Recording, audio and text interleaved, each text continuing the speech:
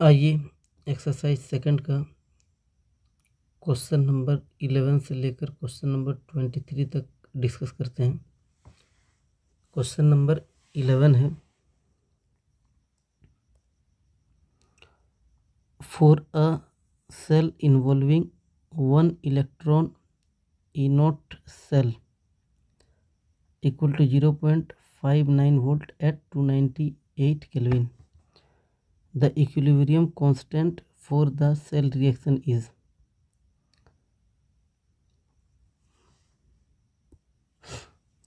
तो आपको E cell का फॉर्मूला मालूम है, E cell equal to E not cell minus 0.059 by N log K C. आपको इस के सी को ही फाइंड आउट करना है। आपको मालूम है जब भी इक्विलिब्रियम होता है तो ई सेल 0 हो जाता है, तो ई नॉट सेल इक्वल टू हो जाएगा 0.059 बाई एन। देखिए क्वेश्चन में इन्वॉल्विंग 1 इलेक्ट्रॉन यानी एन का वैल्यू कितना गिवन है, 1 गिवन है, तो 1 लॉग के सी हमें फाइंड आउट करना है। ई नॉट सेल आपको गिवन है 0.59 वोल्ट गिवन है, इक्वल टू 0.059 लॉग के सी। तो देखिए ये 10 टाइम से कट जाएगा, तो लॉग के सी का वैल्यू जो है इक्वल टू 10 है। देखिए यहाँ पे बेस 10 है, इसे आप लॉग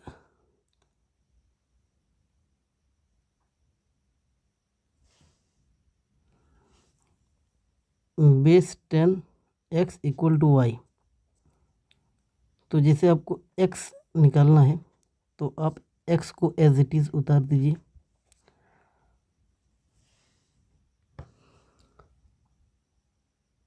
और ये जो 10 है इसके माथे पर y को लगा दीजिए, तो ऐसे आपका x निकल जाएगा। तो इसी तरह आप देखिए के सी को एज इट इज़ उतार लीजिए और इस 10 के माथे में 10 आ जाएगा, यानी 10 टू द पावर 10 के सी का वैल्यू आएगा। तो आप देख लीजिए कौन सा ऑप्शन है।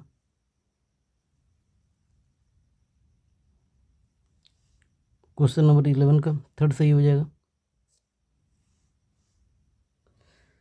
आइए क्वेश्चन नंबर 12 को देखते हैं। फॉर द सेल रिएक्शन, ये आपको रिएक्शन गिवन है,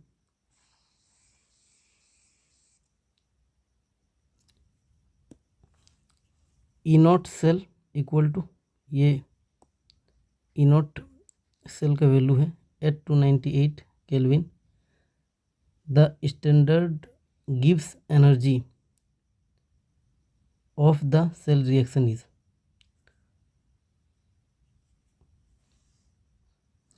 तो आपको सिंपल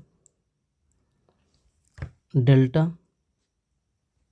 जी नॉट का फॉर्मूला लगाना है, minus N E not cell into F. N का वैल्यू देखिए यहाँ से,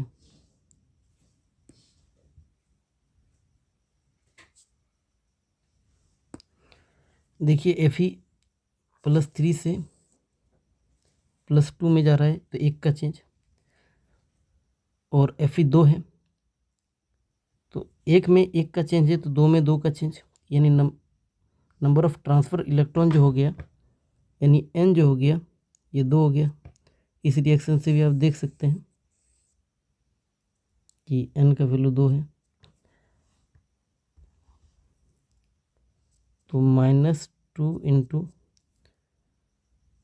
E0 सेल देखिए आपको गिवन है 0.24 वोल्ट, 0.24 वोल्ट इंटू फराडे का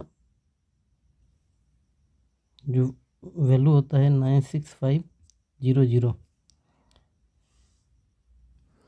इसको आप सॉल्व कीजिएगा तो -46320 जूल पर मोल आएगा। इसको आप अगर किलो जूल पर मोल में कन्वर्ट करिएगा तो ऊपर नीचे 1000 से मल्टीप्लाई कर दीजिए, 1000 तो ये बन जाएगा -46.32 किलो जूल पर मोल।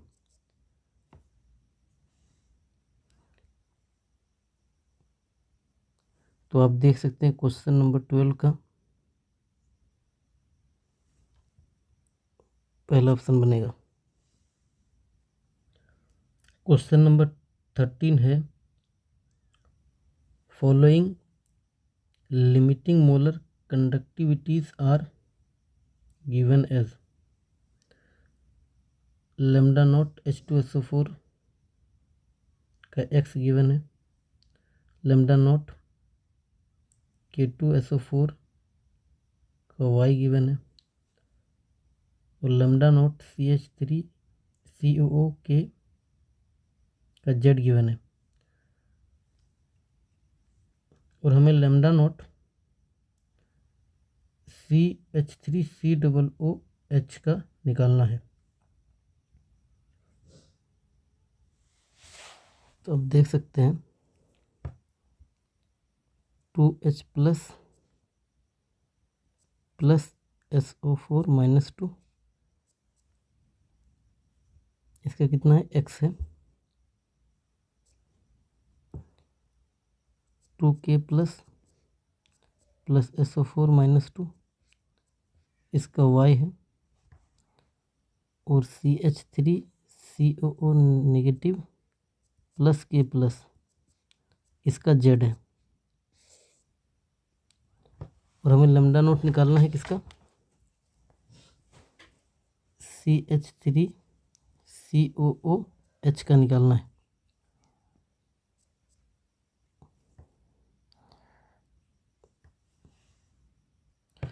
तो देखिए CH3COH के लिए आपको यहाँ से CH3COO नेगेटिव लेना होगा और यहाँ से H प्लस लेना होगा, लेकिन यहाँ पर 2H प्लस है तो उसके लिए हम इसको 1/2 से मल्टीप्लाई करेंगे। और अगर इस रिएक्शन को 1/2 से मल्टीप्लाई करेंगे तो ये x नहीं रहेगा, ये x/2 हो जाएगा। अब जब ये रिएक्शन और ये रिएक्शन को जोड़ेंगे तो एक्स्ट्रा में कौन बच गया, एक्स्ट्रा में कौन बच गया, हाफ SO4 -2 और K प्लस। तो इस एक्स्ट्रा को हटाने के लिए हम इस रिएक्शन को माइनस करेंगे, लेकिन जब माइनस करेंगे तो K प्लस में है लेकिन 1 है और SO4 -2 हाफ है, तो इसके लिए हम इसको भी 1/2 से मल्टीप्लाई करेंगे तो इसका भी लैम्डा नोट जो होगा वो y/2 हो जाएगा।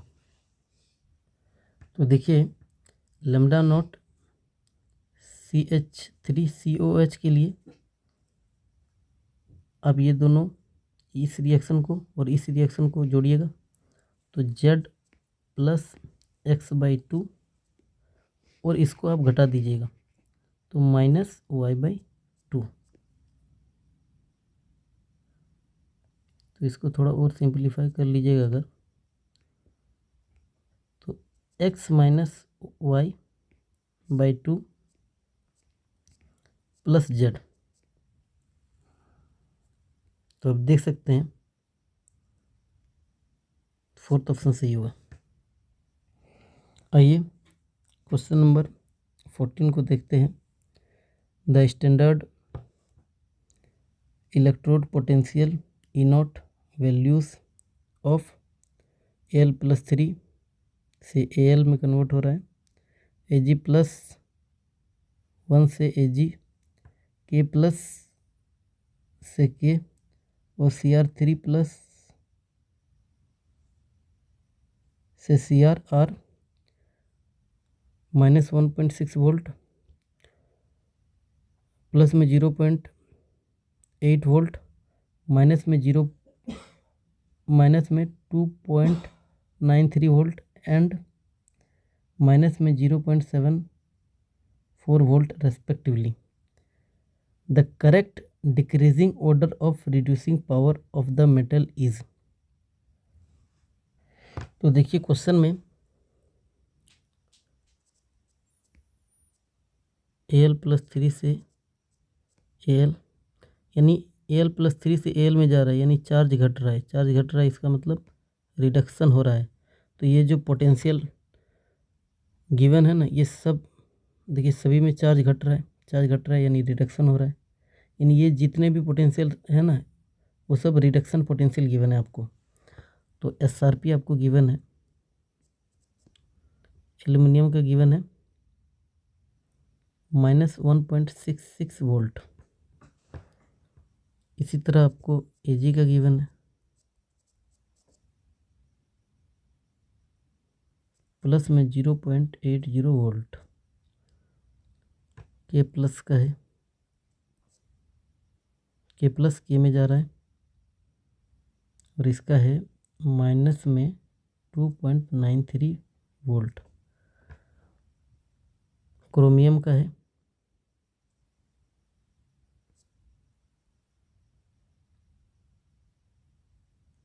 माइनस में 0.74 वोल्ट।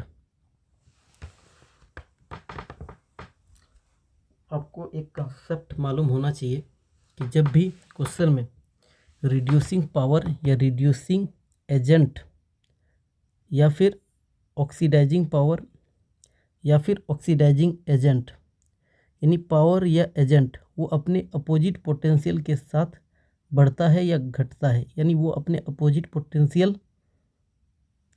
के डायरेक्टली प्रोपोर्शनल होता है। जो पावर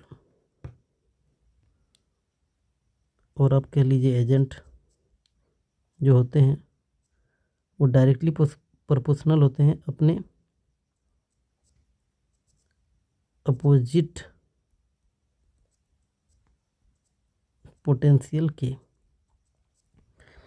तो क्वेश्चन में हमको रिड्यूसिंग पावर के बारे में पूछा है तो हमें क्या देखना होगा, SOP देखना होगा, क्योंकि रिड्यूसिंग पावर का अपोजिट पोटेंशियल कौन हो जाएगा, SOP। यानी SOP एल्युमिनियम का कितना हो जाएगा, प्लस में 1.66 वोल्ट, Ag का माइनस में 0.80 वोल्ट,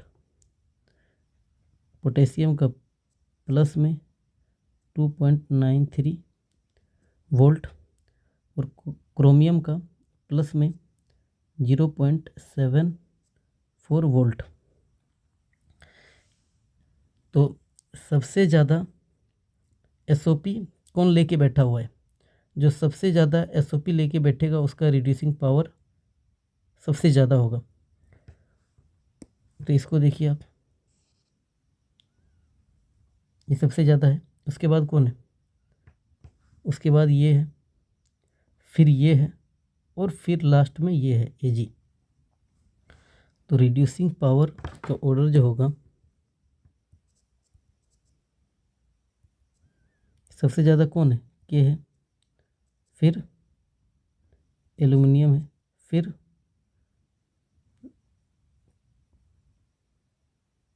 Cr है, और सबसे लास्ट में Ag है। तो ये ऑर्डर हो जाएगा।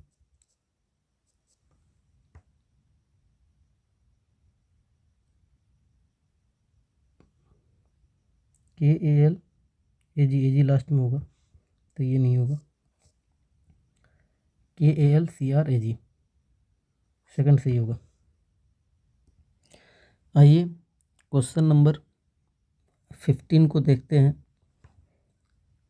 The number of faradays required to produce 20 gram of calcium from molten CaCl2, atomic mass of calcium given है 40 ग्राम पर मोल इज। तो मोल्टेन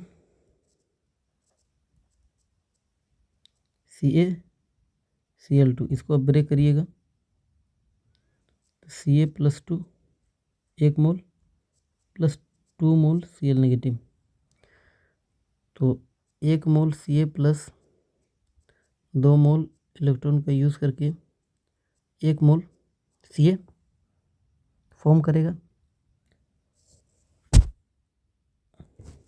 लेकिन क्वेश्चन में 1 मोल का नहीं पूछा है। क्वेश्चन में आपको कैल्शियम का वेट गिवन है और एटॉमिक वेट गिवन है। देखिए वेट गिवन है और एटॉमिक वेट, तो इससे हम मोल निकाल लेंगे। तो मोल वेट अपॉन एटॉमिक वेट या मोलर मास बोल सकते हैं, यानी 20/40, यानी यहाँ से जो मोल हम लोग का निकल के आ रहा है वो 1/2 मोल आ रहा है। तो हमें फाइंड आउट करना है आधे मोल के लिए कि आधा मोल कैल्शियम बनाने के लिए कितने फराडे का यूज़ होगा।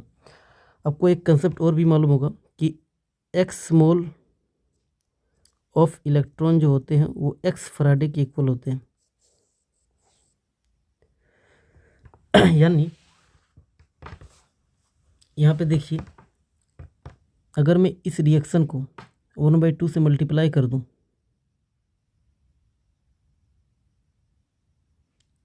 ठीक ना, इस रिएक्शन को अगर हम 1/2 से मल्टीप्लाई कर देंगे तो आधा मोल कैल्शियम प्रोड्यूस होगा। तो आधा मोल कैल्शियम प्रोड्यूस करने के लिए हम जो इलेक्ट्रॉन का मोल जो है वो 1 मोल का यूज़ करेंगे। देखिए इसको मल्टीप्लाई करिएगा तो 1/2 आएगा, तो 2 से 2 कट जाएगा, तो यानी 1 मोल इलेक्ट्रॉन का यूज़ हो रहा है। यानी 1 मोल इलेक्ट्रॉन 1 फराडे के इक्वल होगा। चूँकि x mole of electron x Faraday के इक्वल है, तो 1 मोल ऑफ इलेक्ट्रॉन 1 फराडे के इक्वल होगा।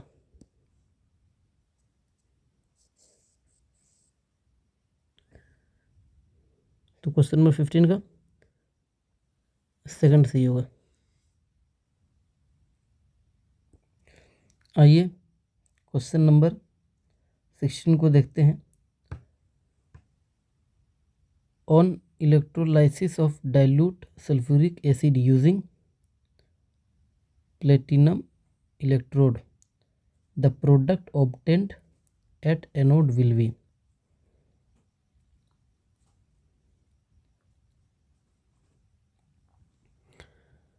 तो देखिए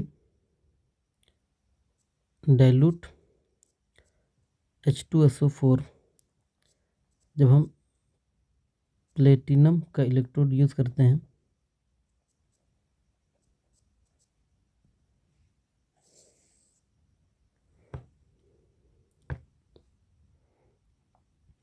तो कैथोड पर जो रिएक्शन होता है वो 2H2O plus 2 electron gives H2 plus 2OH negative. और एनोड पर जो रिएक्शन होता है 2H2O gives 1O2 plus 4H plus 4 electron. तो क्वेश्चन में एनोड पर कौन सा गैस प्रोड्यूस होगा वो पूछा है। तो आप साफ देख सकते हैं एनोड का रिएक्शन में O2 गैस प्रोड्यूस हो रहा है। अगर क्वेश्चन में कैथोड में कौन सा गैस प्रोड्यूस हो रहा है वो पूछता तो हाइड्रोजन गैस आंसर हो जाता। तो क्वेश्चन नंबर 16 का थर्ड सही है। आइए क्वेश्चन नंबर 17 को देखते हैं। Identify the reaction from following having top position in EMF series standard reduction potential according to their electrode potential at 298 kelvin. यहाँ पे EMF नहीं होगा, इलेक्ट्रोकेमिकल सीरीज होगा, यानी यहाँ पे ECS होगा, इलेक्ट्रोकेमिकल सीरीज होगा।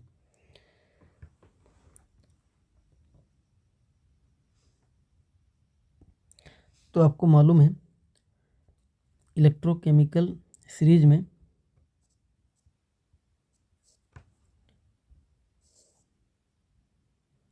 ऊपर से नीचे आते वक्त SRP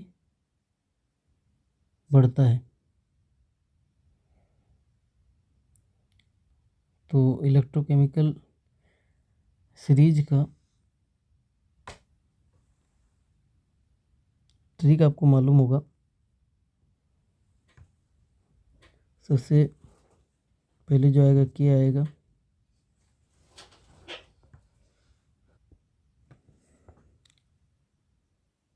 फिर Mg आएगा, फिर Fe आएगा और उसके बाद AU आएगा। तो आपको बताना है टॉप पोजीशन पे कौन है इलेक्ट्रोकेमिकल सीरीज में। तो क्या पोटेशियम आंसर हो जाएगा? आंसर है नहीं। आपको बताना है अकॉर्डिंग टू SRP बताना है कि टॉप पे कौन बैठा हुआ है, यानी किसका SRP ज़्यादा है। तो SRP किसका ज़्यादा है? इधर से नीचे आते वक्त SRP बढ़ता है तो AU का सबसे ज़्यादा हो गया। तो टॉप पे अकॉर्डिंग टू SRP AU बैठा हुआ है। तो क्वेश्चन नंबर 17 का थर्ड होगा answer.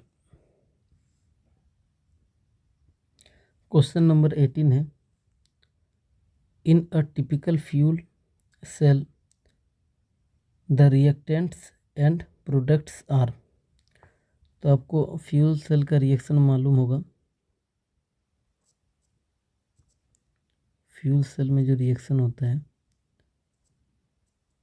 2H2 gas plus O2 gas 2H2O liquid. तो प्रोडक्ट में कौन हो गया? H2O, ये प्रोडक्ट में हो गया, और O2 गैस ये रिएक्टेंट में हो गया और ये भी रिएक्टेंट में हो गया।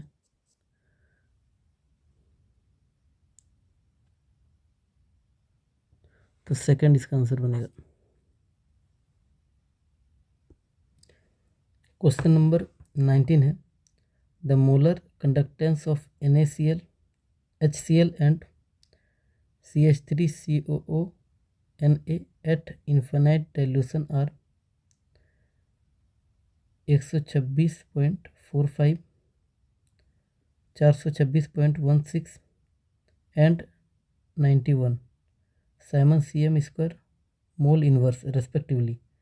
The molar conductance of CH3COOH at infinite dilution is, यानी आपको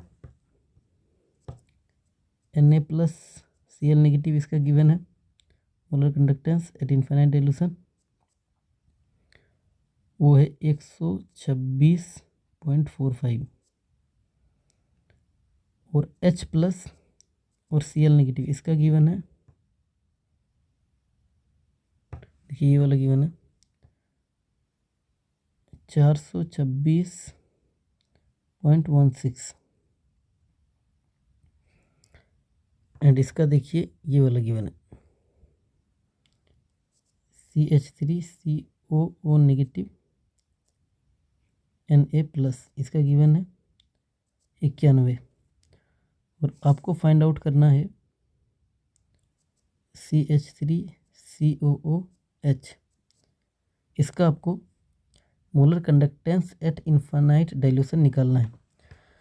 तो देखिए CH3COH इसको अचीव करने के लिए आपको, क्योंकि इसमें H प्लस है और CH3CO नेगेटिव है, यानी आप इस रिएक्शन और इस रिएक्शन, ये रिएक्शन और ये रिएक्शन को ऐड करिएगा।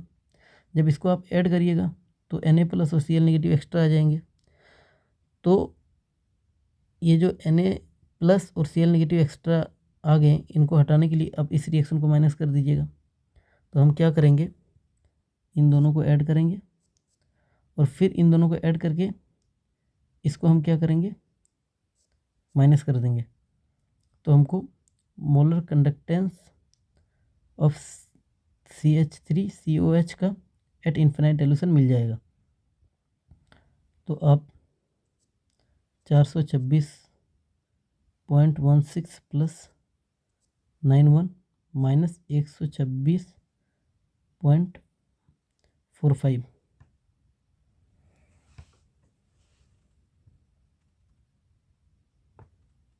जब आप इसको सॉल्व करिएगा तो 390.71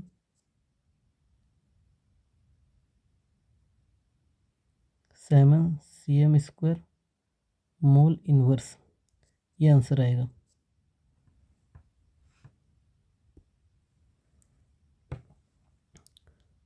तो क्वेश्चन नंबर 19 का सेकंड सही होगा।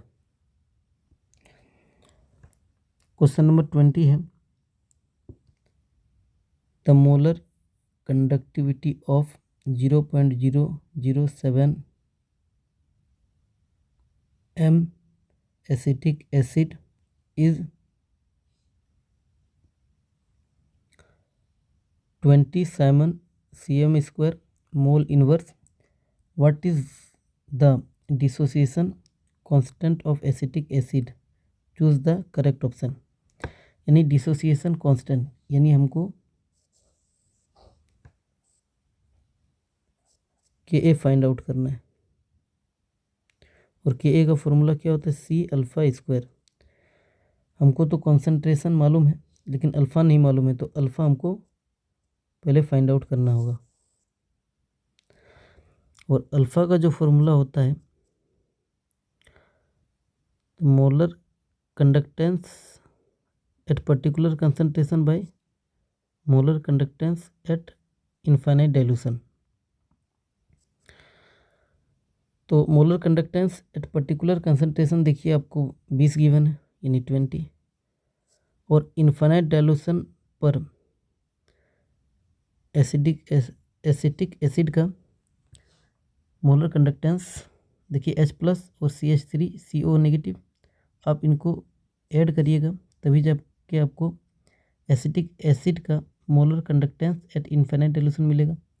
तो 350 और 50 400 हो गया, तो डिवाइडेड बाय 400, तो अल्फ़ा का वैल्यू आ गया 1/20।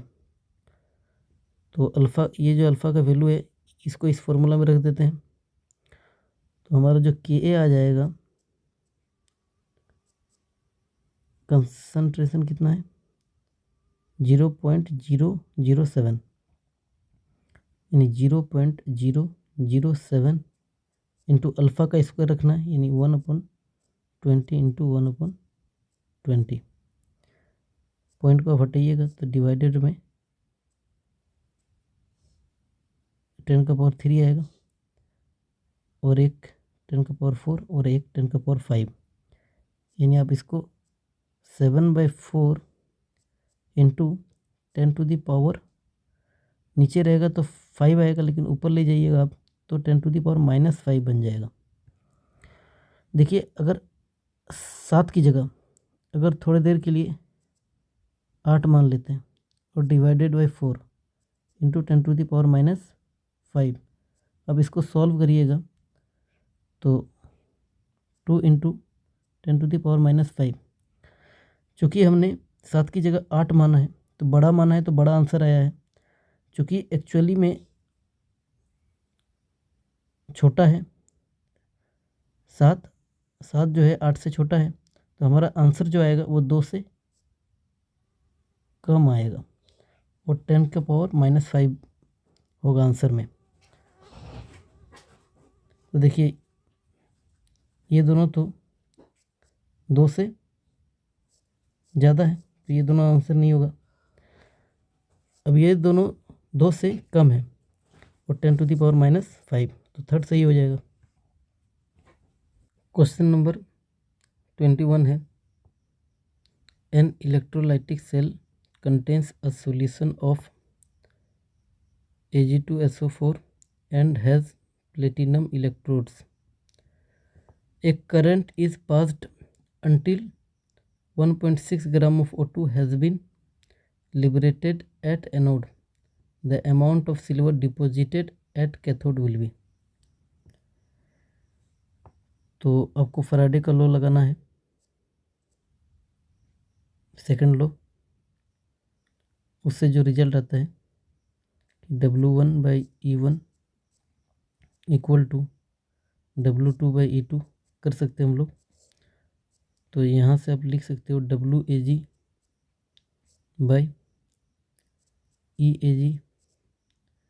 इक्वल टू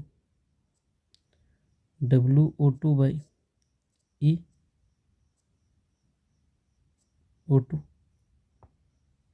देखिए, आपको WAG निकालना है और WO2 आपको क्वेश्चन में गिवन है। फाइंड आउट कर लेते हैं इक्विवेलेंट वेट AG का और इक्विवेलेंट वेट O2 का।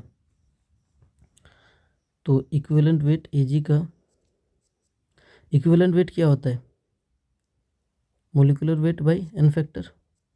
AG का 108 और AG प्लस में होता है तो एन फैक्टर 1। तो ये इक्विवेलेंट वेट AG का 108 निकल के आया। इक्विवेलेंट वेट O2 का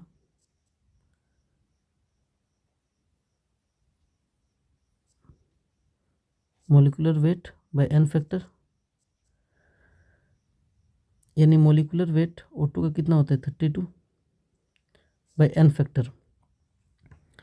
तो देखिए, हाइड्रोजन की जो वैलेंसी होती है वो 1 होती है, यानी हाइड्रोजन का एन फैक्टर 1 होता है।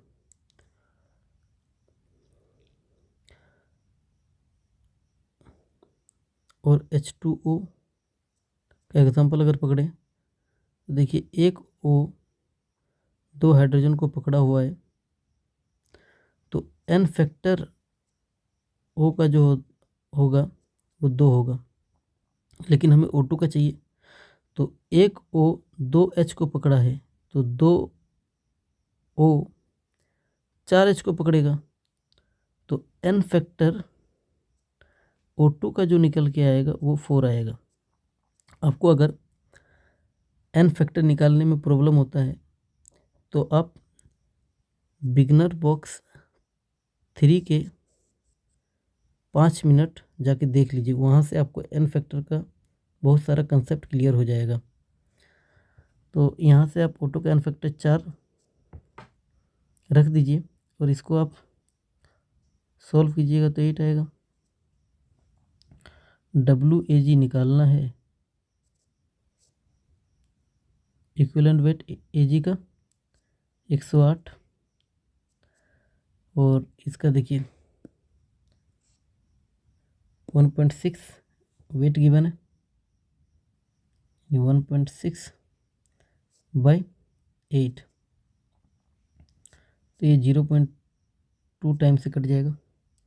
तो WAG जो आएगा 108 इंटू 0.2, देखिए इसका 108 का डबल, तो 108 का डबल क्या आ जाएगा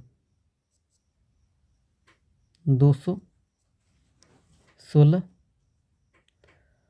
और एक डेसिमल है तो एक डेसिमल यहाँ लग जाएगा, यानी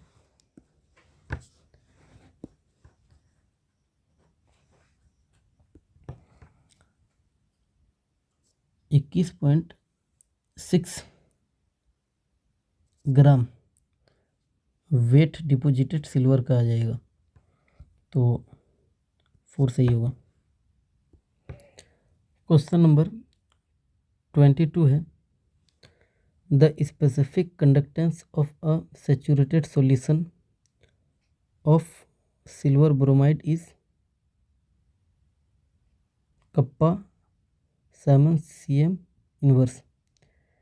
The limiting ionic conductivity of Ag plus and Br minus ions are X and Y respectively. The solubility of silver bromide in आपको ग्राम पर लीटर निकालना है।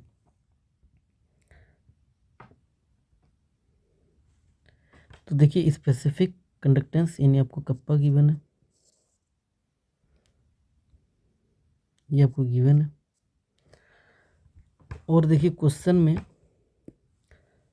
Limiting ionic conductivity of Ag plus and Br minus, Ag plus का X है और Br minus का Y है। तो लिमिटिंग आयनिक कंडक्टिविटी इसका मतलब आपको इनफाइनाइट डाइल्यूशन पे गिवन है, यानी लैम्डा इनफाइनाइट पे, लैम्डा m इनफाइनाइट पे आपको जो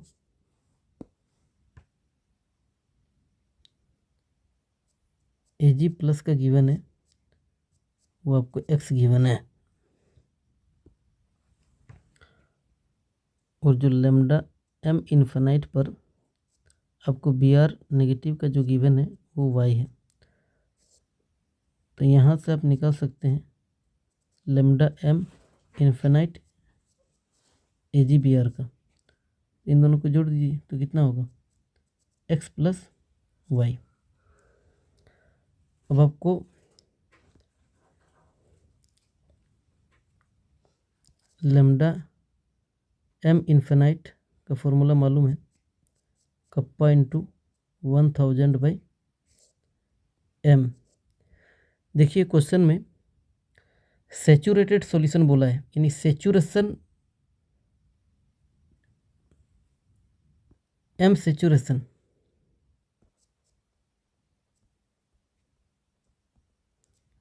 में ये S के बराबर हो जाता है, यानी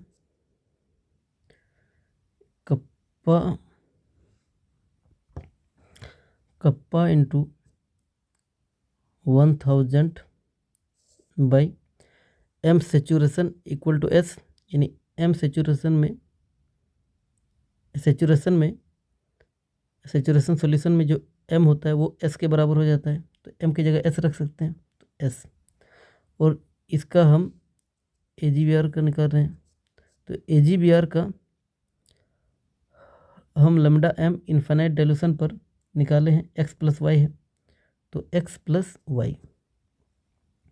तो यहाँ से आपको सोल्यूबिलिटी निकल जाएगा AgBr का, वो kappa into 1000 by x plus Y.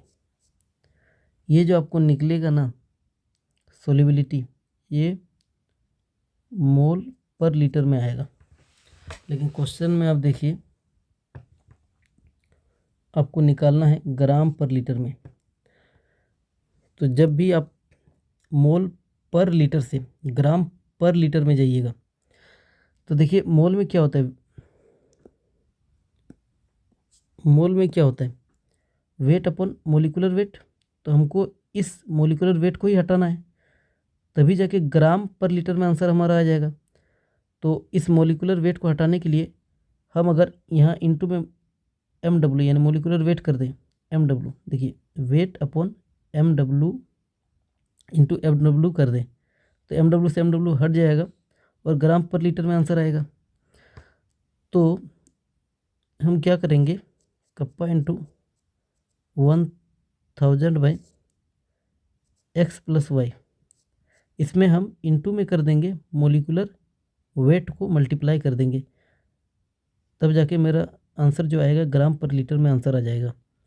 तो इसका आपको AgBr का मोलर मास देखिए 188 गिवन है, तो इसमें अगर मल्टीप्लाई करेंगे 188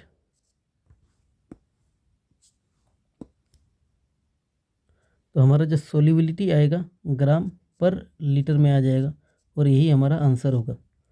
तो देखिए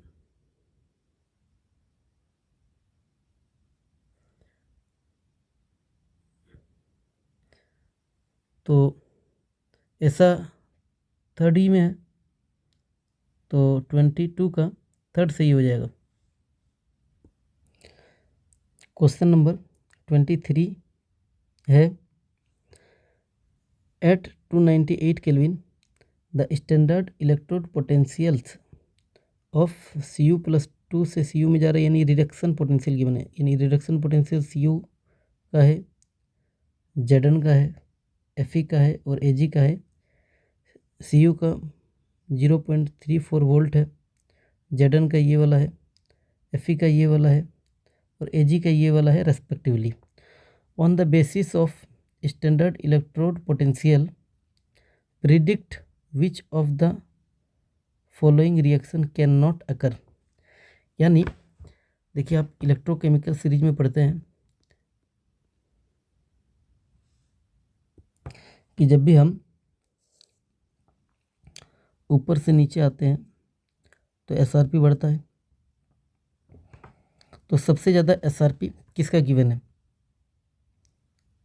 वो सबसे बॉटम पे होगा हमारे अकॉर्डिंग, लेकिन SRP के अकॉर्डिंग सबसे टॉप पे होगा वो।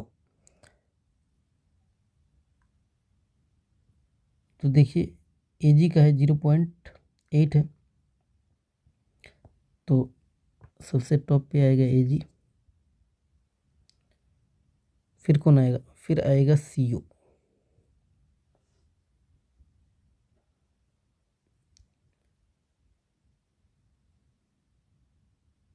और फिर आएगा, फिर देखिए फिर आएगा Fe आएगा,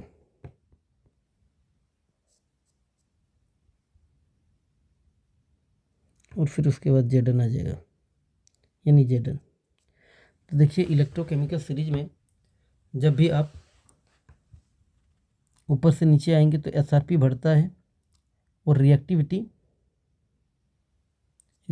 घटता है, यानी ऊपर वाला नीचे वाला को डिस्प्लेस कर देगा लेकिन नीचे वाला ऊपर वाला को डिस्प्लेस नहीं कर सकेगा। देखिए जैसे Zn Fe को डिस्प्लेस कर नहीं सकेगा, एकदम कर देगा, Cu को भी डिस्प्लेस कर देगा और Zn Ag को भी डिस्प्लेस कर देगा। इसी तरह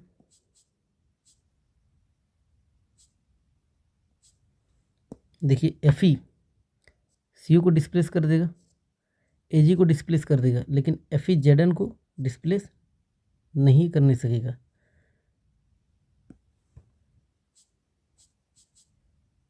अब Cu को देख लीजिए, Cu ये नीचे वाला को तो डिस्प्लेस कर देगा Ag को, लेकिन ये दोनों ऊपर वाला को डिस्प्लेस नहीं करने सकेगा।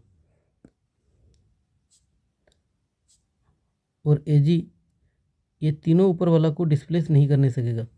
तो देखिए पहला ऑप्शन है CuSO4, यानी FeCuSO4 को डिस्प्लेस कर रहा है, तो FeCuSO4 को डिस्प्लेस कर देगा, Cu को डिस्प्लेस कर देगा। ये रिएक्शन तो पॉसिबल है। हमें not occur, which of the following reaction can not occur, मतलब हमें जो पॉसिबल नहीं है उसको ढूंढना है। सेकंड ऑप्शन को देख लीजिए आप कि FeSO4 को Zn डिस्प्लेस कर रहे हैं, तो देखिए Zn Fe को डिस्प्लेस कर देगा, तो ये भी सही है, तो ये भी आंसर नहीं होगा। CuSO4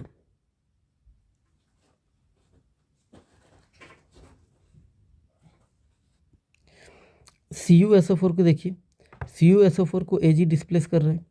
देखिए CuSO4 यानी Cu ऊपर है और Ag नीचे है, बोल रहा है ये इसको डिस्प्लेस कर रहा है, तो नीचे वाला ऊपर वाला को कभी डिस्प्लेस नहीं करने सकेगा, तो यही वाला है जो रिएक्शन नहीं होगा। और हमें नॉट ही पूछा है क्वेश्चन में, which of the following can not occur, तो कौन सा रिएक्शन नहीं होगा उसी के बारे में पूछा है, तो थर्ड सही हो जाएगा, यानी क्वेश्चन नंबर 23 का थर्ड सही है।